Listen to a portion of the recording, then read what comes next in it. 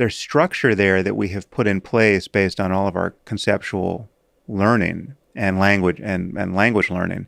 And it causes us not to. I mean, one of the things that happens when you take psychedelics and you just look as though for the first time at anything, it becomes incredibly overloaded with. It can become overloaded with meaning and just the torrents of sense data that are coming in even the most ordinary circumstances can become overwhelming for people, and that tends to just obliterate one's capacity to capture any of it linguistically. And as you're coming down, right? Have you done psychedelics? Have you ever done acid or mushrooms? Not acid, mushroom, and that's it. Uh-huh. And also edibles, but there's some psychedelic properties to them. Right. But yeah, mushrooms several times and always had an incredible experience.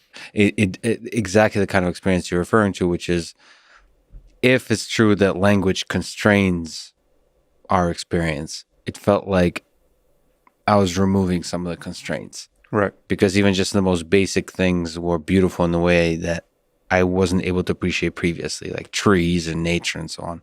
Yeah. And the experience of coming down is an experience of encountering the futility of capturing what you just saw a moment ago in words, right? Like especially if any part of your self-concept and your ego program is to be able to capture things in words. I mean, if you're a writer or a poet or a scientist or someone who wants to just encapsulate the profundity of what just happened, the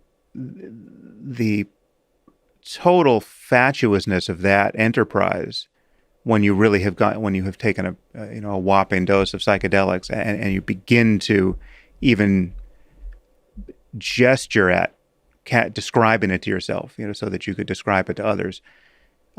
It's like trying to, thread a needle using your elbows. I mean, it's like you're trying something that can't. It's like the mere gesture proves its impossibility, and it's so yeah. So that for me that suggests just empirically on the first person side that it's possible to put yourself in a condition where it's clearly not about language structuring your experience, and you're having much more experience than you tend to. So the primacy of language is primary for some things, but